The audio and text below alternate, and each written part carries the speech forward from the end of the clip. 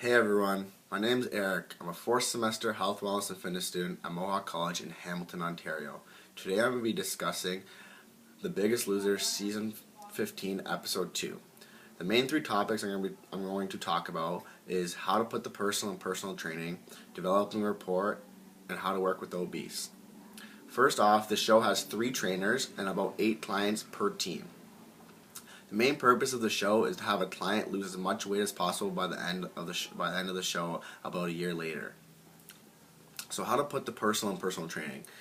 Each of these trainers have different techniques to develop rapport with their clients. However, some are more effective than others. For example, one of the trainers has a client named Ruben. Ruben is having a problem with high blood pressure, and he goes to the doctors to figure out what's happening in his body. So his trainer actually goes with Ruben to be able to celebrate the good news or to be able to support him through the bad news.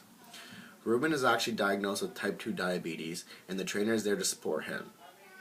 The trainer lets Ruben know that he will be able to work through it, and working through this type of type 2 diabetes will help him and motivate him to lose as most weight as possible, because type 2 diabetes can be maintained through exercise and nutrition. Another example is each one of the trainers connects with certain clients. Say a client is struggling in the gym or through his workouts or in team sessions. He takes that client aside and he figures out what's wrong with the client, if the client has any past experiences or is struggling just particularly that day or week. That's another way they develop rapport. That's another way they put the personal training. Last is they always giving high fives to the clients, giving them hugs, etc. Next, how to develop rapport.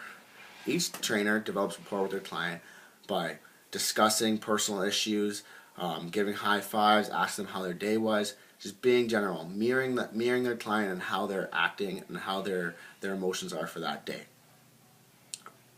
Any trainer has to be a good listener. If you're not listening to your clients are not going to work for you, and you're not going to get the results of your clients. Lastly, how to work with obese. So if anybody has an obese client, the first thing you want to do is go through health screens. You want to make sure you have their doctor's consent, and you want to make sure they have no previous health issues or previous injuries. Secondly, you want to stay on top of them about their diet and their nutrition.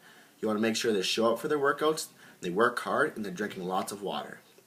Pushing an obese person to exercise is a lot more difficult than pushing anybody else to exercise, because that's the last thing that they're going to want to do, and it's not something that they're used to doing. However, that being said, once they're determined to lose the weight, and you're gonna see great results. Just finding creative ways to exercise with them. So that's all we have for today. I hope everyone has a great day, and I'll be reporting next week in the next season episode of The Biggest Loser. Thanks very much, and have a good day, everyone.